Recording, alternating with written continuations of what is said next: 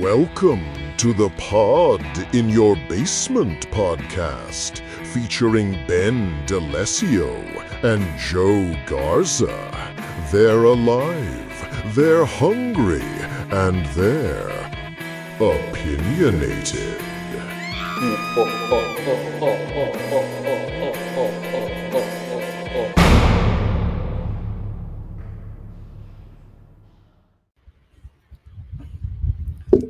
Hello there, everybody. Hello there, my friend. Hello, Ben. It's been a while. Yeah, it's been a few weeks. You're busy doing boot leather journalism. Yeah. Look, we have a horror podcast. How could anything we watch or read or experience come close to 30 seconds in downtown LA? Yeah. No, seriously. I've been there 3 days in the span of a week, and it's bad. I mean, they were like smoking crack like right outside the police precinct there. Well, that just sounds fun. That sounds like a good time. Yeah. But like, and then there are people who just like passed out like on the steps of the police station, and then we asked, like, so have you ever seen Chinatown? Well, here's the thing that you don't know: those are actually LAPD officers. Yeah, exactly, on their break. Yeah. Yes, I've seen Chinatown. You remember the final line? You're like, "Forget it, Jake. It's Chinatown." Yeah. I had that moment basically in Skid Row. I'm with a few. A small group and so we go up to a couple of police officers. I'm like, hey, so did you know they're like just doing drugs like open air, like right outside the building? And then a female police officer, she just goes, it's Skid Row.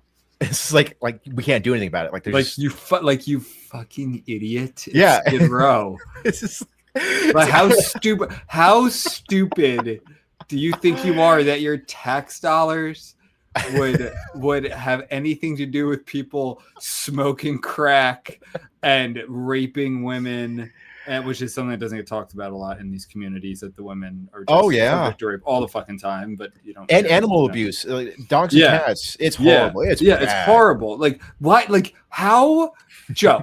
How actually moronic do you have to be to think that they would do anything about open air drug markets in a first world country like the United States? Yeah, exactly. And just 30 minutes south of Beverly Hills. Fucking moron. I know. So yeah, Skid Row's pretty scary, and Spencer Pratt referred to the fentanyl addicts as zombies. So it's relevant to the podcast. I will say that I did have kind of a spooky experience. So there was a job which I just quit, but I had a job. This because I've just been trying to find regular work. But I just had a job where I was delivering real estate signs for like open houses. Yeah. Which sounds weird, but it's like, the clients for this company, like they're all like they're selling mansions, so they don't want to be lugging around real estate signs in their BMWs and Jaguars and stuff. Yeah, Joe, how stupid do you think that they would want to do anything? Yeah. God. But the pay was actually pretty decent. Sometimes. Yeah. I know. But the pay was pretty decent. But a couple weekends ago, I was like delivering signs at like 2 or 3 in the morning on Saturday. Yeah. So I basically had no weekend for the last few weeks. I got another full-time job, so that's more 9 to 5 ish. So sick. Yeah. So anyway, so I was like in Beverly Hills, sort of West Hollywood area, so like very nice, ritzy area. Like it's very hilly, lots of mansions and stuff, and it's foggy, it's misty that early in the morning, and like I hope that they were coyotes, but like coyotes just like howling or whatever, because it's like a wolf. Oh, yeah. It's scary as hell. And it's funny because like I'm surrounded by wealth, like just beautiful mansions, but it's misty and foggy, and hearing like coyotes howling in the middle of the night. It was pretty spooky, man. So I'm glad I don't. Well, Los Angeles is an insane place. I don't know how you live there. It's a bizarre. It's like it almost like seriously. I'm not joking about it. Like, it almost sounds made up. Like okay, like if I was just designing, let's say you had no, and then we'll get to the movie. But let's say you had no frame of reference. You were like totally Well, like you were human. You understood that there were continents and cities, but you're from a distant land, and you kind of really don't know what the United States is. And someone was like, "Okay, so it's all the way at the end of the United States, assuming that whatever. I guess it could be closer if they're in Asia, but it's at one of the ends of the United States, and there's extremely rich people, like some of the richest people in the country. And you go, oh, so like everyone lives really well, right? There's no problems. Like, no, it's people getting murdered all the time, and open air drug markets. And so I mean, there must be, the police must really have to do a lot and have a lot on the plates. No, they do absolutely nothing. They don't care. They don't care. Oh, so it must be like, well, I guess so many rich people. It must be like really affordable. Everyone can take care of each other. It's the most unaffordable place in the country. Oh, so it must have like really good infrastructure and like people get around. It's the worst traffic you could ever imagine. Crumbling streets. There's sinkhole. Are there sinkholes? Not that I know of. Surprisingly, that's one. But we have earthquakes. I remember the earthquakes. Oh, yeah, there's like 6th century earthquakes going on. So like everyone must, I guess a place so big and popular, like people must communicate really well. No, it's tons of ghettoized communities that feel like you're in a different country within the city where no one understands each other. Yep. And people move to go live there. Well, tell me about local leadership. Well, every time there's a big fire, the mayor always is out of town. So there's a fire to destroy a huge part of the city. The mayor, the government's really helped out. She was in Africa. Yeah. Did you hear about the recent fire that we just had this past week? There was one building that was been on fire for like 8 days straight. And Karen Bass again was out of town. She was in Chicago for the Obama thing. So it's like every time there's a big fire, she's out of town. Like you've never, exactly. Maybe she's like Batman. Exactly. But the opposite. It's like whenever there's mayhem, she runs away.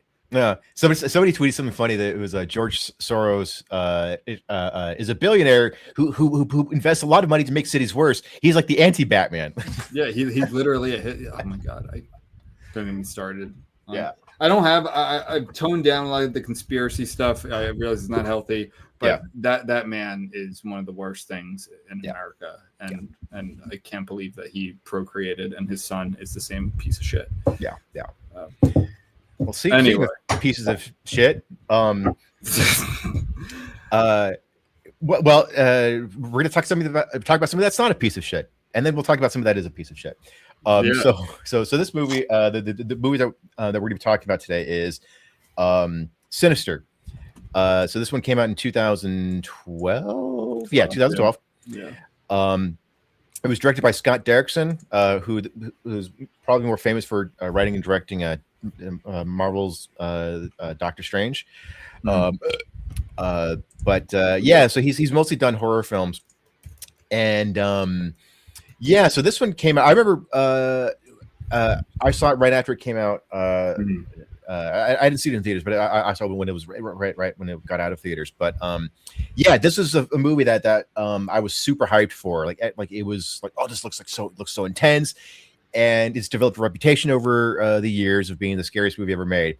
So Ben, this is one of your recommendations. This one popped up on your radar. And you had never seen this before, correct? Correct. Yeah. In fact, I didn't even really know about it until like a few years ago. Even horror movies that I hadn't seen, like I knew that were really popular, that maybe I took a while to get to, like Conjuring movies and not Insidious, like that sort of stuff, which I've seen a bunch of those now. Yeah. Like even when I had it, I knew, like I didn't even know about this movie. And I'm a sucker. I think did we do an episode either in this or the Reckless Musecast about like movies called The Scariest, or do we just like talk about it sometimes? I know we've definitely referenced it. I don't know if we've talked about like the list of those or like I always love when a new movie comes out and it's like, scariest movie ever, but then the fine print will be like one tiny, online blog or something. But I'm a sucker for that stuff. I like it. It's fun. Yeah. My opinion is if something is going to be considered the scariest movie ever, it's going to be okay. Like, it's not going to be trash, because horror movies, I think, can have a pretty like there can be a lot of disparity with like really great, interesting, disturbing, fun movies, and then there can be just like absolute trash that is just tropey and boring and not fun at all. But when you see that, I'm like, okay, this is going to be at least decent, right? And so I liked this a lot. Like I thought this was a good movie. I do not think this is even close at all to the scariest movie ever made. And I went into this like wanting to be scared. Like I didn't go into this being like, oh, I'm gonna, I'm gonna like not be scared, whatever. Like I'm gonna beat the movie somehow. Like, no, I wanted to be scared. That's why you watch horror movies. It's part of the fun. And I did not find this movie actually like very scary at all. I probably could have like snapped my fingers when a jump scare was going to happen and like timed it up perfectly. Maybe that's just from watching so many. But I thought it was good. Like I thought this was like a good, solid horror movie. Yeah, that's more or less my interpretation of it. I thought it was well-made mediocrity. It didn't do anything particularly groundbreaking. It didn't do anything that was particularly memorable. But what it did do, it was reasonably well made. I thought the performances were decent enough where it's like, okay, these are not annoying, teenagers. Like I actually care about this family. Like, okay, like I'm invested enough in just seeing what happens with these people. I thought that the mystery was unraveled in a way that kept the pace moving. Like it's definitely not a boring movie. There are no scenes I thought you could have been cut or any subplots that I thought were wasteful. It's got an interesting premise, and it was entertaining and it's reasonably suspenseful. So it's like, I think it's like a good like Friday night, like, turn your brain off and just enjoy something, kind of freaky and disturbing without being too over the top. And it's a serviceable. I almost feel like when I was reflecting on it, I was like, I didn't realize this until kind of towards the end of the movie, how like isolated it is. Like they barely leave the house. Like there's not a lot of character development. So Ethan Hawke is playing a like middle-aged dad of two, married. He's a true crime writer, and it's revealed that like he was, I guess, a novelist and wasn't all that successful, and then he really hit it big with a handful of true crime books. They don't really go into too much detail about them. One was called Kentucky Blood, and apparently some of the books don't portray the police very well. Right. Which if you learn about a lot of true crime stuff, which I'm not that into, I kind of went through a phase. Like a lot of times there is shoddy police work that causes problems. So they don't really go into details what he accused any police of, but that's and that's important only because it sets up very early that the police are maybe not going to be the most helpful. Right, because real quick, they just moved. They downsized. They were living in a bigger house, but his last few books weren't hits, so they have to move to a smaller house. And he's also like, well, I can kill two birds with one stone. We can move into a smaller house that was also the site of a brutal murder. And so the local authorities find out, and they're like, hey, we know your MO. You like to portray us in a pretty bad light. So So right off the bat, he's got kind of an antagonistic relationship with the police. I'm going to skip a little here, and then we're going to go back, but because you just brought it up. The absolute biggest jump scare in this movie, the craziest moment in this horror movie was when I realized, and the audience, I guess, realized that the wife did not know that this was a murder house. How? I almost jumped out of my seat. I was like, wait a minute. She doesn't know that there was a quadruple. I think. It was a family that was killed there, and then one girl I think it was 4 people were killed, and then the little girl, she went missing. But the police were like, "Oh, she's dead." But Ethan Hawke's character was like, "No, she's around." Yeah, body hadn't been found. Dude, that is so insane. And I get like, how can you I think, and that took me out of the movie a little, because it's like, this isn't 1962, where, Right. you know, the wife is living at home and she has no, like, there's no internet, Yeah. and maybe she's not meeting all that many people, but even then, like, in fact, those women tend to gossip the most and probably know the most, so pretty much that's not a good Sure. example. But like, she's a teacher, you don't ever see her out, but Yeah. or no, you never like see her at work, but she's Yeah. not there a lot. She's a teacher Mm. in probably the town where they live or somewhere nearby. Right. And it's crazy to me that she would not, in 2012, the movie takes place when it, you know, early 2010s, she would not know that she's living in the home of a crazy quadruple murder. Yeah, a whole family was killed. Like, this would be national news for a very long time. Like, this would be all over the fucking place. A family was killed in a crazy way. They were all hanged, but like not suicide. It was like, again, quadruple murder. It's at a tree, a branch falls, it lifts them up. Like, it was a whole spectacle. Yeah. And she wouldn't, like, that was so insane and totally unnecessary. Yeah. Like not an unnecessary part of this. It could have been, I thought it was like, oh, well, she's just supportive. He, you know, is one of these writers that's almost like, what's it called? Like method acting, you know, like, oh, he can do better writing if he's living in the home where these people will kill, which is totally in bad taste. Yeah, exactly. Yeah. But I would get that more. And okay, she's supportive. I mean, moving your kids into a home of a quadruple murder sounds kind of insane. Yeah. But fine. That would make more sense to me than her not knowing until the like end of the movie. Yeah, and not only that, but isn't it required by law? And I don't know if this is, you know, this could vary from state to state, but I know at least in California that, like, you know, if you're moving into a home, like you're required by law to, like, you'll notify you if somebody died there or if something like that happened. Because the house I lived in 2 houses ago, somebody did commit suicide there.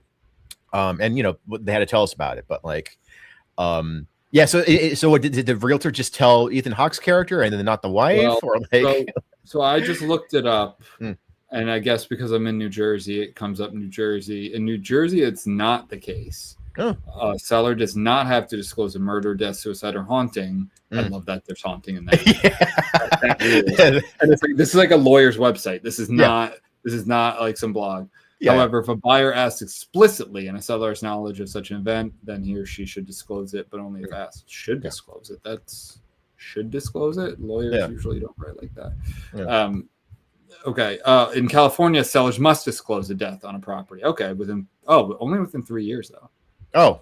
Alaska, death. Okay. So he's going through all different states here. So we never know where they live, or do we? Yeah, I don't think it's or no, Pennsylvania, somewhere in Pennsylvania. I'm curious does it say Pennsylvania? I'm curious now. Hold on, wait. How do we know they live in Pennsylvania? I saw the license plate. I'm also looking at the Wikipedia, so it does say that it was Chatsford, Pennsylvania. Oh, it's in Chatsford, Pennsylvania. I actually know where that is. Oh, Pennsylvania does a home. Hold on, say something while I look this up. Yeah. This movie has a cliche that I don't care for, which is being about writers. I just read a lot of horror novels, and where the main character is a writer, and I don't know, this kind of annoys me. But writers suck. Yeah. I'm a writer. That's a joke. Okay. Do you have to disclose a death in a house in Pennsylvania? Quick answer: no. Pennsylvania do not have to disclose a death in a house when selling. State Supreme Court ruled that deaths, murders, and suicides are not material defects. Sellers can stay quiet, but if a buyer's directly cannot lie. Okay. All right. So it wouldn't have to be disclosed, which is still fine. Like, fine. It's still crazy that she just wouldn't know through osmosis of living in like, and I don't think, again, the movie, you know, there's connection. By the way, this is gonna have spoilers. We're reviewing the movie. And that came out 14 years ago or whatever. Yeah, exactly.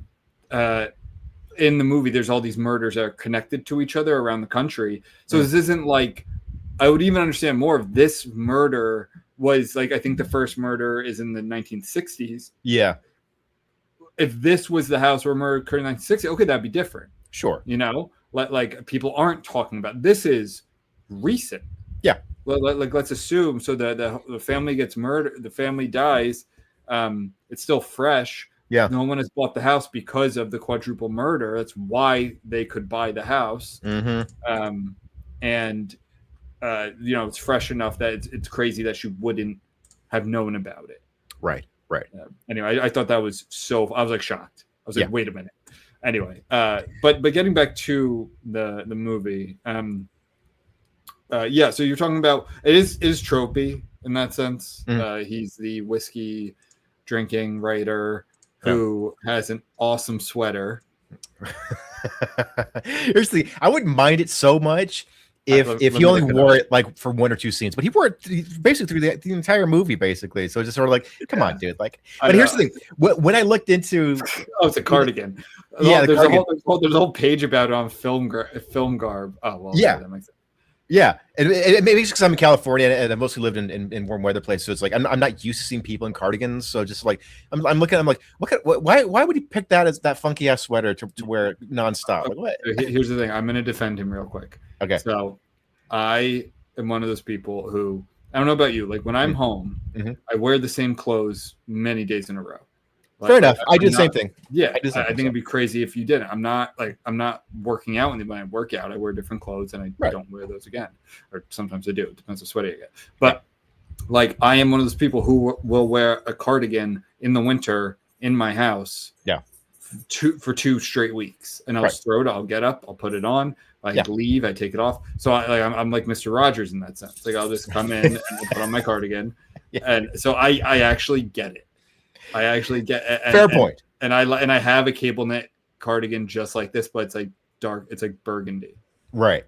Fair point. Because I do the same thing, just not with cardigans. I usually just wear plaid or something, but it's just, I don't know. Maybe it's the cardigan itself. I'm just like, I'm not used to seeing cardigans, and then it's sort of like, I don't see cardigans very often in California. What's the oh my god, what's that movie? House. I think you recommended it to me. Oh, from the 80s, I think. Yeah. Not the Japanese one. That's in the right. That's a crazy one. Yeah. Do you remember that guy's sweater in that movie? No, I don't. Oh my god, dude! It's an all-time sweater. It is a. Oh, is this it? Yes. Oh, I found a picture of it. I'll send it to you. It is somehow, dude. This sweater's incredible. Really? I remember posting it. I'm gonna send it to you right now. It's a sweater with a deep V. I've never seen anything like it in my life, and I want it. Interesting. So if you're listening, if you're listening, like that's what it's a fucking podcast. Check out the movie House. It's from 1986. I don't think it's a very good movie. I remember. Oh, I don't know if you liked it. I didn't really like it. It has some cool effects. It's practical effects. It's the 80s. It's fun like that, but it's kind of a stupid movie. Yeah. But you could just look up like House 1986 horror movie sweater, and you'll see it. It's the best sweater that's ever existed. You see it? You should. Yeah, I see it. It's well, he's wearing nothing under it, so that makes it look very it's amazing. It's incredible. It's an incredible look, and this is in California, so I guess you could pull that off. Like you could wear. I guess so. It is I think it's you should do like a thread on sweaters from horror movies that you really like to just do like an analysis. Well, so far there's 2. There's a cardigan. They're different, and I love a cardigan. I got into cardigans late in life. Well, anyway, so he wears a stupid thing throughout the entire fucking movie. I didn't know. I actually didn't notice that really until you texted me about it. I was like, oh wait, he is wearing that the entire time. And it's got a whole following. Like if so, you know how Google has like the autofill, like when you're typing stuff, like if you just type in like Ethan Hawke Sinister, it'll automatically fill in sweater. Like it's just like there's a whole community around it. Which to me is scarier, but so he's this writer, and this stupid fucking family keeps getting in the way as usual. If you want to be a writer, don't have a family. Just don't get a fucking family. I don't co-sign that, but okay. But he goes up into the attic, and then he finds because he's researching this case for his next book, and he's really hoping that this book will be the hit that will get his family financially stable again, and so he goes upstairs and he finds like old film reels. He starts watching them, and it's footage of these families getting killed. So there's one I basically I think like every decade or so, from like the 60s to the 90s, or I guess until the present of the film. So he's watching them, and then later on it's revealed that there's this demon that looks kind of like Mick Thompson from what's that band? Slipknot. Yeah. Yeah, he does. Yeah, he does kind of look like a Slipknot. Yeah. I love Slipknot. It's kind of a creepy looking thing, but I don't know, but it kind of takes me out of the fashion of this movie. It kind of takes me out of it that he's wearing like a white collared shirt with like a blazer. Like, who is the Mick Thompson demon guy, the Baghul or whatever? Yeah, he's got a collared shirt. Like he's wearing men's clothes. Like he's wearing. It's really from the Gap. Yeah, exactly. No, if you type in Baghul and look a little closer, yeah, he's got drip, man. He's got yeah. So there's these murders going on, and it very much becomes the deeper you dig, the more trouble you're getting, like pulling on the thread type movie. Yeah. It is pretty tropey. He's got all the Charlie Day meme, all the string connecting photos, documents, and the crazy newspaper clippings and all that. Yeah. Clippings. Yeah. I need to go through it. I need to go through that phase. Just newspaper clip string going, and how does he know? And like written across in red. Yeah, that part correct me because he's writing questions where so the missing girl is her name is Stephanie, but he writes on like a notepad. He goes, "Where is Stephanie?" It's just like I need my wife to come home one day because I have I just put in this home office last year. It's like a box. Yeah. I need to put like this thing, like notes, and they're like, where is it? Like random names. Yeah. How do they know? Exactly. From the 1970s. Ford, who's the murderer? Yeah, 1987 Ford Cobalt, whatever shit. Yeah. She's so and so, right. It's a little corny, but I do enjoy a sort of like connect the dots sort of thing where it's like you're getting bits and pieces of information piecemeal, and then they're gradually kind of revealing. Like it's entertaining. It's dumb, but it's also it's entertaining though. I enjoyed this movie. Yeah, it's that's kind of the fun of horror. Is like it can be tropey sometimes and it can still be enjoyable. I kind of forgetting what happened in the middle of this movie. Oh yeah, he befriends a cop who's, I believe, an actor from The Wire, right? Oh really? James Ransom is his name, and he was in the second season of the drama series The Wire. Ziggy. Ziggy Sabatka, in The Wire. Good actor, and he's in It Chapter 2. Okay, in the Black Phone. He's in Black Phone. Anyway, and he's literally a deputy so and so is what he's credited as. Ooh, something a little scary though. Yeah. So he died last year. He hung himself. Yeah, he hung himself. This actor? Yeah, the actor. He died last year he's suicide via hanging. No, it's a little really. Life imitating art. Shit. Yeah. That's crazy. This is our real. We're just finding out about this right now. This is a. I didn't know. Oh my god, he hangs himself in a shed. Holy shit! What a coincidence. Yeah. I like this character. I like this character. Yeah, I like him too. He's like because he's so where So we were just talking about tropes in this movie, but where I think a movie can also play on a trope. I don't know if that's really the right term, but so basically this.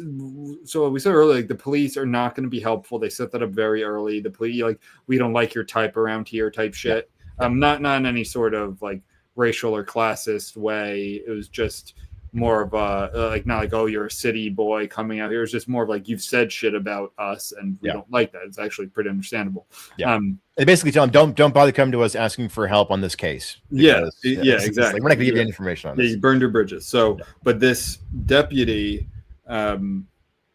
does work with Elliot is Ethan Hawke's name in this. He's a fan of his works. And he's genuine, and that's what I'm going to say. Like, And I think the trope that they're playing on there is like a lot of times that character turns at some point. They're actually involved. They're actually malignant, that sort of thing. Yeah. And here he's like not. He's actually super helpful. Yeah. Really nice. Warns him as like, in fact, it's kind of Elliot. Again, we're spoiling stuff here. It's kind of his. I mean, like I just said, he did that. Elliot doesn't even bother to learn this guy's name. This guy's trying to save his life, and it costs him by ignoring his calls for so long. Yeah. Well, it's funny. So the reason why he wants to help him, first off, not only is he a fan of Ethan Hawke's character, but he I actually like this exchange, and the reason why he has this nickname. In the writer's works, he always has like the acknowledgments, and I want to thank so and so for their help, and I want to thank so and so, and so he often thanks police officers. He sometimes thanks police officers. So he's like, so you know how you thank Deputy so and so or whatever. Well, I can be your Deputy so and so. So that becomes his nickname throughout the movie, is Deputy so and so. Right. So he's the one he's like the one sympathetic voice on the force who's like, hey, yeah, I can look up the details for you here, and I can blah blah. Yeah. So he becomes a helping hand in this, and he also becomes the main character in the sequel, actually. Which does he? Yeah. Okay, we'll get to that. So I liked that, and I don't know if that's intentional or not, but I like I said, a lot of times horror movies, that character will turn, so you're kind of waiting for it, and it never comes, and I think that's a good, like, sometimes it's not just when you watch a lot of movies and you consume a lot of this stuff, you start to kind of put things together, and it's nice to have that plays on an audience's expectations, that can make something more enjoyable. And especially with Ethan Hawke's character, like he is kind of a dipshit for moving his family into a murder home without telling them, but like you still sympathize with him, like you're still rooting for him, like he's still sympathetic enough. So it is pretty much everybody's against him. Nobody really is on his side. Everyone's like, in the end, he is trying to find a missing girl. Like, exactly. But he's very clear about how he wants to make money off of this. So it's kind of both, because I think he's in a slump, right? Yeah, the last few of his books did not sell well, so he's like, this will be the one that takes off, right? But he still has a reputation enough with Kentucky Blood. They bring up a lot, so that's like very successful. Exactly, yeah. So his wife has a lot of doubts, and she even says like, hey, if this doesn't work out, I'm taking the kids and I'm leaving you. Kind of wild. Like kind of a shitty thing to say. Yeah, I mean, the guy didn't have enough. Well, you don't want the guy to start. I don't know if it was before or after, but if he didn't start having "Where is she" on written, scribbled on the wall before that, I mean, man, you're really applying the pressure. Yeah, I remember that too. I was kind of like, well, that's kind of a bitchy thing to say. Like, if this isn't monetarily successsul, I'm leaving you and taking your children. yeah. Bitch. Yeah. So right off the bat, I forgot about that. Yeah. So right off the bat, Ethan Hawke's character, Ellison, he doesn't have a whole lot of supporters. So Deputy so and so makes kind of for like, like, oh, cool, finally someone is in his corner. Yeah. And then Vincent D'Onofrio has a couple of scenes. That's Vincent D'Onofrio. Yeah. I reckon. Okay. He plays a professor who happens to know a lot about the occult and esoteric knowledge. It's funny, like that's another cliche in movies where it's like, oh, I just happen to be a professor and there's one thing that's very useful. And they literally say at the local university, like there's just this demonology professor at the local university. Oh, great. I'm glad at the state-funded university that we've been learning with demonology, which is cool. No, I'm joking about that. But, it was a very easy paycheck for Vincent D'Onofrio because he just shows up like on a Zoom call. He never shows up in person. I think it's Skype, which is kind of a throw. Which, not to get sidetracked here, but I don't know who bungled the best business opportunity in history was Skype not capitalizing on COVID. It came out of nowhere. When I was growing up, I had a high school girlfriend who went to college before I did, so we would Skype. Girlfriend in college went to another country, and we were like, Skype was the thing. Oh yeah. And then all of a sudden, I'd never heard of Zoom before COVID. Yeah. And it does date the movie, and it's funny because like there's there's some product placement, close-ups of like MacBooks and stuff where there's a lot. I noticed that there's a lot of search bar typing in this movie. That annoys me. I hate that. There's a lot of that. because like you don't need as many like whenever they show it in movies, like they're always typing out full sentences in search bars, and I'm like, just don't do that. Yeah, I just typed in horror movie house 80s sweater, and it came up. There's like in the autumn of 1977, St. Louis, Missouri, Sandra Jones went missing. Where is she now? Yeah, exactly. They always type like long ass sentences. It's like you don't need to do that. So there is some 2010s technologies that's a little in screen time that then dates the movie, but it's kind of funny though. I love the early 2010s. Second half was a fucking nightmare, but early 2010s maybe because it was just I was in college, like I literally went to college 2009, but that was a fun time. I feel like a lot of good movies came out like 2013, 2014, 20, like it was just the internet wasn't quite so insane yet. It was right on the cusp, but I don't know, seemed more fun. Oh yeah, no, definitely. Vincent D'Onofrio plays a professor.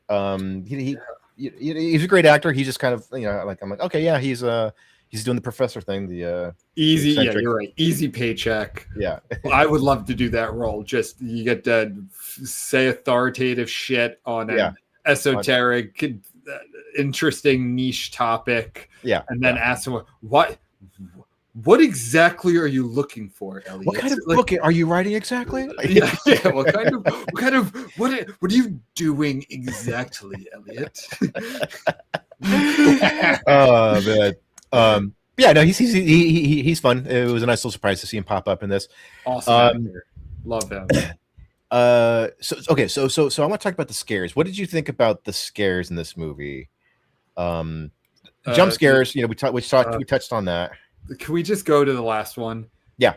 Not that we'll talk about the others, but it was so one of the most unnecessary jump scares like of all time. Yeah. Literally the last moment of the movie, just hey, remember this horror movie? Like and it's funny. This is radio, not television, but like it's just sort of like boom.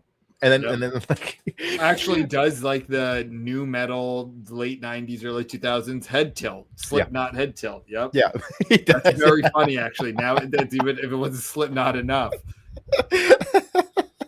Jordy Jordison held like this fucking mother-looking motherfucker just puts his head in front of the camera. So we might just ruin that jump scare for you, but there's one at the end of the movie and it's totally superfluous. Yeah, it's very corny because most of the movie takes itself pretty seriously, but then that scene it's just like a dumb, corny, like slasher thing. Like it was just very silly and unnecessary. What this movie needed, it needed a little more world building. Not in the sense that like this is fantasy where like what is the resource? Like nothing like that. It's more of like, okay, we're learning about was it like a Near Eastern, Middle East type demon? It was like Persia, right? I think so. And then there's talk of early Christians knew about him. And okay, how is it here? Like what? Yeah, like in Exorcist, it's kind of pretty clear, right? Like how it was a lot of times. There's like it gets awakened. There's a Ouija board, or you break into the netherworld, right? There's some sort of rip in, I don't know, time, some sort of what multiverse type thing, or something like that, right? Yeah. Here it's just string of murders.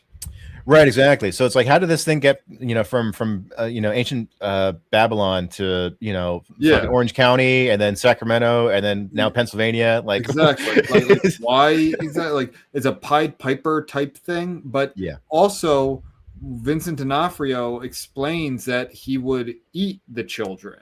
Yeah. it would eat the children, but that's not what's happening here. Right. At all. Right. They become followers against their will in a way, like possessed.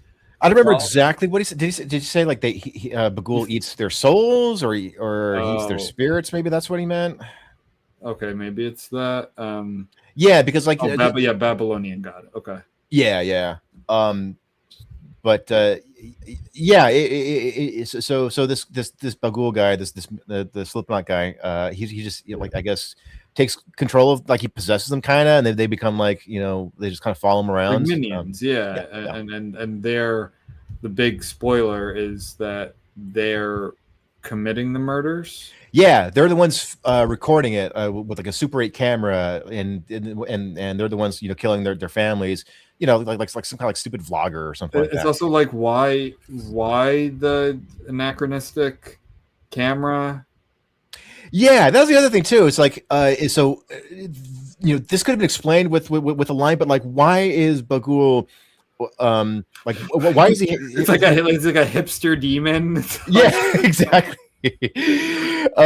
No, seriously, yeah. But I mean, like, again, that could have been explained with a 1 or 2 sentence thing where it's like, he exists through communication or through narrative or something like that, where it's like, okay, he's existed in various narrative forms over the centuries, maybe that, but it's just like, yeah, he went from like a typical Babylonian demon, and now he only exists through like a Super 8 camera from the 60s, on celluloid or something. So it didn't really make much sense. But like, why wouldn't he be using up to date technology, like 2012 technology, right? iPhones and shit. And it's like Baghul thinks that the texture of the film really brings out the carnage of the murder. Like, why?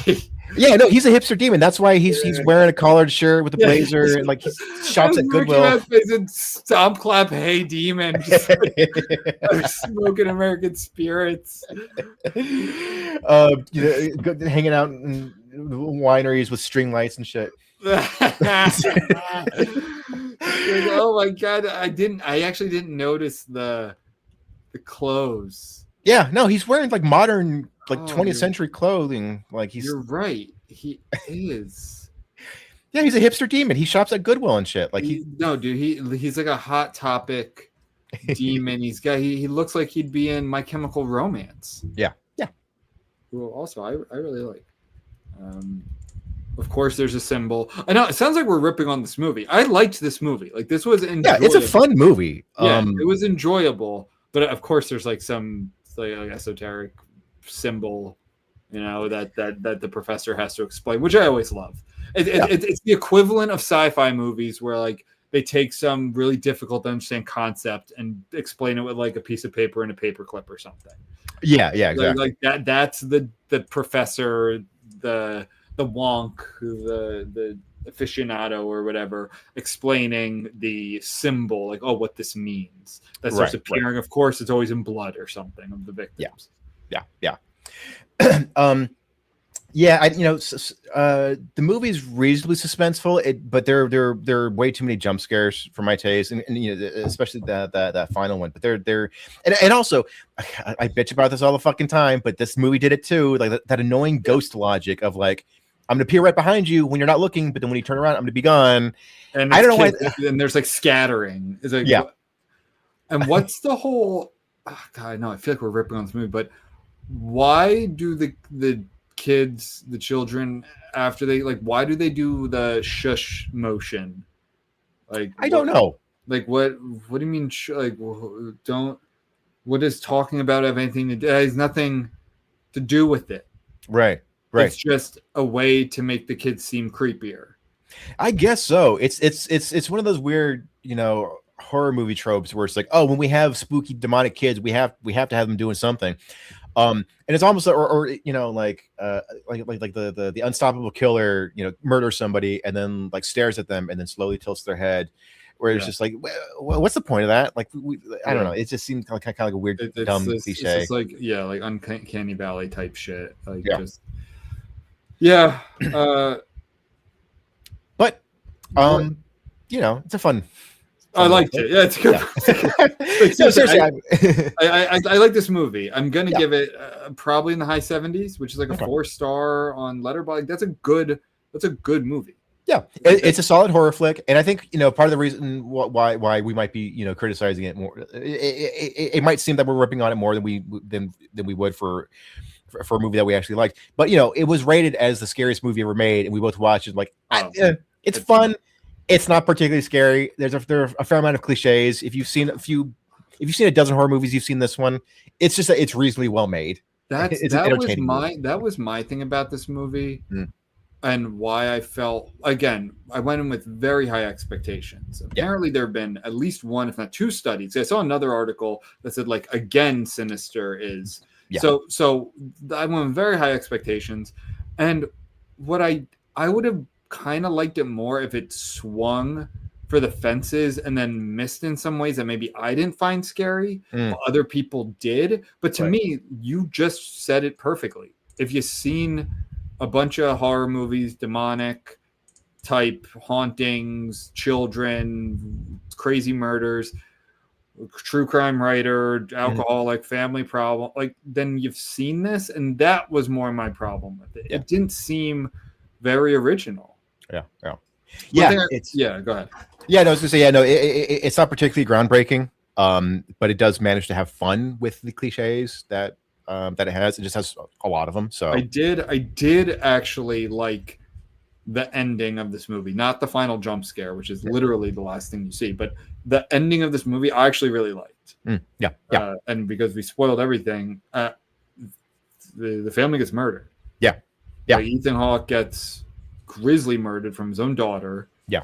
You don't necessarily see it. And and that's something to bring up too, is that, like, there are some gruesome murder scenes, but it's they're not terribly graphic. Like, it's always one of those things where it's like, the camera pans away just before the gory thing really happens, or it's shown like in the distance, like it's shown projected. Right. It's not very graphic. So if you're squeamish about gore, this movie is not that graphic. It has, the murders are grisly in turn. Like, if I were to describe them to you, like people being burned alive in a car, being pulled into, weighted down in a pool. Like, those are horrible, horrible ways to die. But as far as horror movies go, it's not like Saw or Terrorizer or something like that. And Terrifier, and I thought it worked. It didn't rely on gore to be intense. I thought there was plenty of intensity on tap.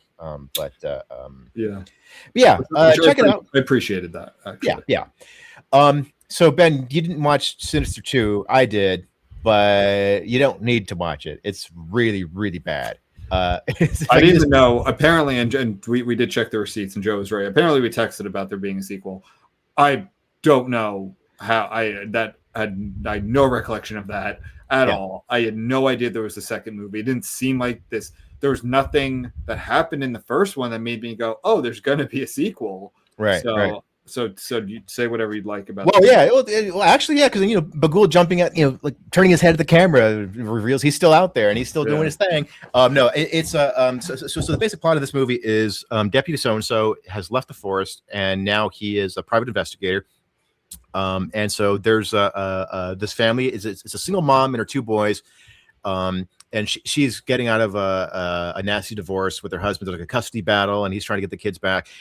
So she is I don't know what exactly she's doing, but she's staying on a property that has a church where some people were brutally killed. Deputy So-and-so, he's been going around and actually burning down houses. So this is another problem I had with the first Sinister movie, which was apparently he only really haunts you. You only get killed when the family moves out of that house. Did you catch that weird detail? Yeah, I mean, that's the ending, and it's I don't understand the logic. Yeah, neither do I. Where it's like I'm like harass you a little bit while you're here, but I'm not gonna kill you until you move out. Like I don't like that. Didn't really. I guess would it be because that's how it spreads? If he only killed people in the house, but then you could just And I guess then if there were too many horrible murders in a house, no one would ever buy it again, and then he couldn't. Right? Is that kind of the logic? And then I guess power would wane. I think that's the inference, is like that's how it spreads around the country, because if it just kept happening in the house in St. Louis or wherever it started, then that would be it. But this is like a supernatural deity power, like what? Okay, like zip codes matter about his power is waxes and wanes based on the zip code of the victim. The mobility of the family, I guess. The upward mobility of the family. So in Sinister 2, Deputy So and So is now he's burning down these houses so that nobody will move into them and have to put up with Baghul again. So he's going to this church because I guess there were some crazy murders there, so he's there, and now the single mom and her sons, now they're being harassed by Baghul. What's his face? The director of this, Scott Derrickson, who directed and co-wrote the first Sinister. He co-wrote the script for this one, so he still had a major hand in it, but it is a massive downgrade. Derrickson is at least a competent director. Whereas this one, I felt like it didn't feel cheap in terms of production values. It just felt cheap in terms of like artistic voice.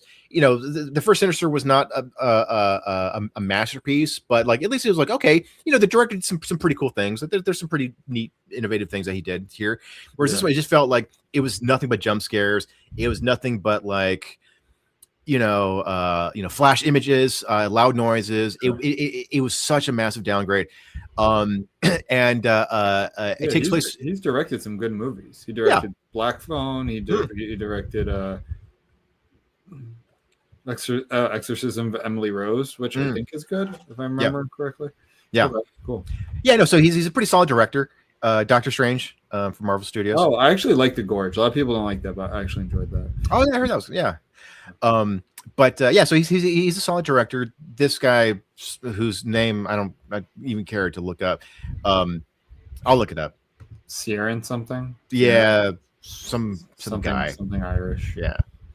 But anyway, so it was a massive downgrade, and it takes place in a rural town, and the movie was heavily inspired by Children of the Corn, and it really shows in this. There's just a lot of like spooky kids running around and killing people in cornfields and shit. Oh, actually, yeah. So it's just like, okay, so you ran out of ideas, so you just looked to Stephen King. Holy shit, dude. Okay, so I should have known So while I didn't know there's gonna be a sequel, we didn't talk about this. Did you look at the budget versus box office for Sinister? No, I didn't. Dude, is $3 million, but $3 million budget according to Wikipedia. $3 million budget, $87.7 million. Yeah, that's a really good return on investment. That's crazy. Dude, the Blair Witch has an even bigger return on investment. Blair Witch, of course, yeah.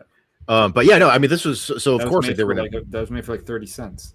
Yeah, exactly. I think it was like $11,000, and then it brought in like 200 million or something like that. Like it's like crazy return on investment for that one. Huge, and even the second one had a very good return. Yeah. So this is made by Blumhouse. So Blumhouse is very good at producing very polished mediocrity. They kind of specialize in these types of movies. Yeah. So there was talks of doing a crossover with the Sinister series and the what's the other Insidious, and I'm dead serious. They wanted to call it Sinister. I'm dead serious. I'm dead serious about it. I want that so badly.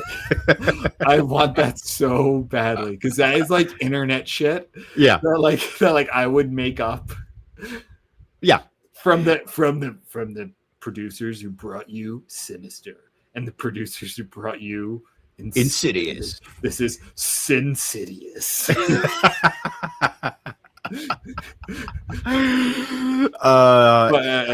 then the cast is all black. Yeah, exactly. Yeah.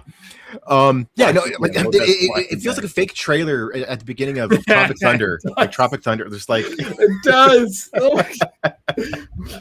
Conjure-inister. No, it's such a Ben Stiller type of joke. So like, remember Dodgeball, And he's got that. He's introducing his team, so he goes Blade, Razor, Blazer. Look who's insidious thing now.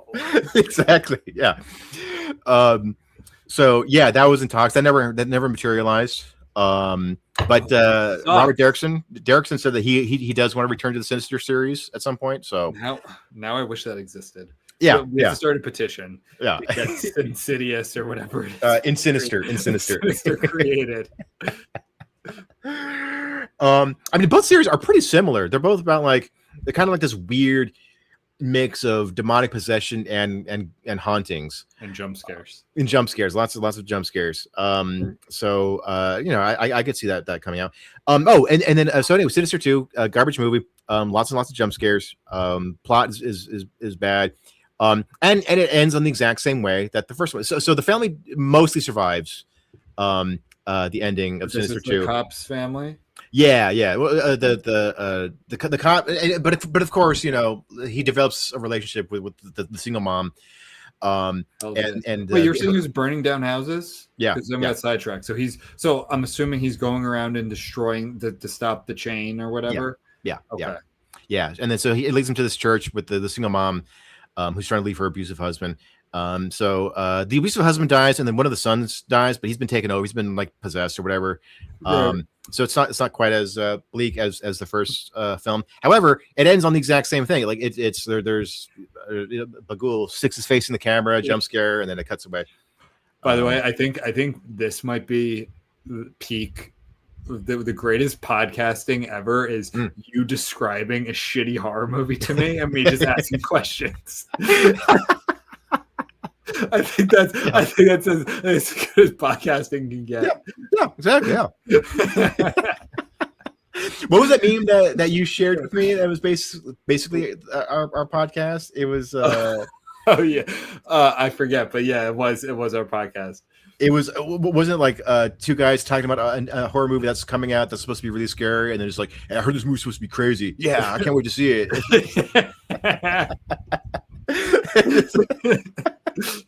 Wait, so he's going around and burning? Yeah. All right. Yeah. Cool. Got it. Yeah. Right. Well, yeah. So I'll definitely watch that. I want to ask, before we fit it, I want to add, do you have anything else to add about Sinister 2? Yeah. The death scenes get a little more graphic this time. There's one that I thought actually was pretty cool. So it was this family is they've been knocked out unconscious, and they're spread out on a church floor, and a metal bowl is placed on all of their exposed stomachs, and then under that bowl they put a rat, and then on top of it they put a burning coal. So I guess to Mr. Tickler type thing. Yeah, they do that. Yeah. So then the rats would eat through the person. It's not super graphic, but it definitely a step up in terms of it's pretty fucked. Yeah. So yeah, that was kind of a cool death scene in this film. But yeah, there's you don't need to watch it if you don't need to watch it. We'll watch it next week. All right, cool. And we'll do a podcast about it. Yeah, well, I'll just explain it to you. I'll be like, oh, I missed that part. So yeah, that's it for Sinister 2. So what? Yeah, I'm not gonna watch it. What? I did watch Scream 7 though, which it was just like the last two from the reboot or whatever. I don't know if reboots are. What's the term? I was thinking about. What's the term for the Scream movies when a bunch of movies come out clustered around handful of years and then it stops for a while and then it picks back up. Yeah. But it's not rebooting it because it's not like Harry Potter. They're kind of rebooting, right? Yeah. So it's starting over. Forget the original. This is the new canon. Yeah, this is the new. Exactly. What's it called when the Scream movies where they still have characters from those movies? Sidney Campbell's back. She's the main character in Scream 7. Yeah. What's that called? I think the term used in Hollywood is soft reboot. So it's we're acknowledging that the other ones existed, but this is a whole new canon now, I guess. So yeah, soft reboot. Well, it's funny. It does crack me whenever Hollywood does. They always have a new term for these things because first it was remake, and then it was reimagining, and then it was reboot, and now it's soft reboot. So it's like we're acknowledging the past, but we're not completely doing away with it. Yeah, they're like real estate agents, just like naming new neighborhoods. Yeah, exactly. Like where I grew up, there's a town right next to where I grew up, and I saw, no joke, and this is New Jersey, by the way, North Jersey, and they realtors describe it as Brooklyn West. Okay. And I wanted to fucking shoot someone. Like, like you've got to be kidding. Brooklyn West. That's actually what they.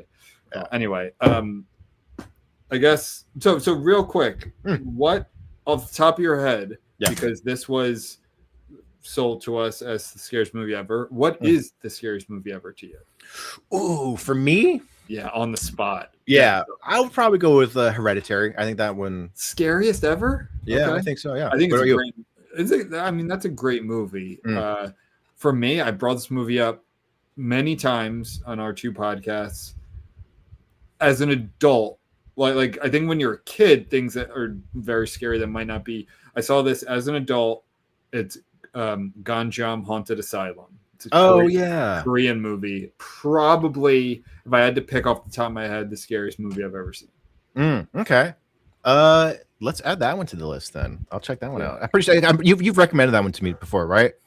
I think so. I brought it up many times. I'm not saying it's the best horror movie. Like, I think Hereditary is a better movie.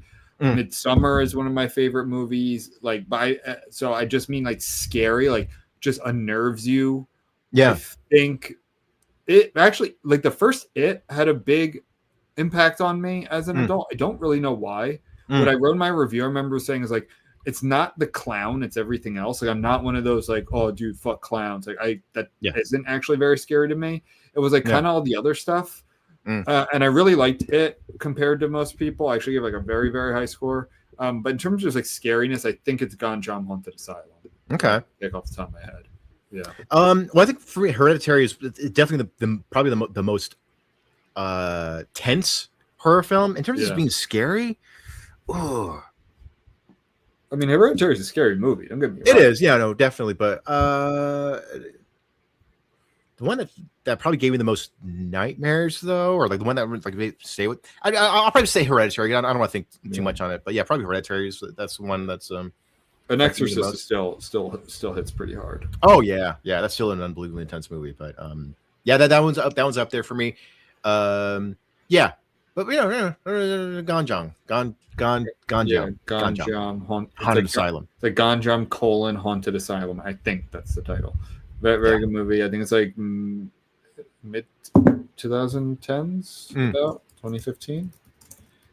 But anyway, highly. You should watch it. Yeah. Oh fuck! I'm looking at the face. Yeah. Very scary. Don't if you're gonna watch it. Don't like spoil it for yourself. Yeah. All right, cool, man. Well, check out Sinister. It's not the scariest movie ever made. I mean, unless you've never seen any horror movies ever. Yeah, if you've never seen a horror movie before, it's gonna be the scariest thing you've ever seen. Exactly. Yeah. But if you're even just a casual horror movie fan, it's not the scariest movie ever made, but it is an enjoyable one, and it's a decent like popcorn flick. So check it out. Yeah. Sinister 2 is garbage. Don't even waste your time on it. Yeah. Or if you are, fast forward through it. So no. All right, Benjamin. I will see you in the basement. Oh yeah, this is the pod. This is pod in your basement. We didn't even say the title of the pod. Oh. Well, it's okay. All right. See you in the people basement. know now.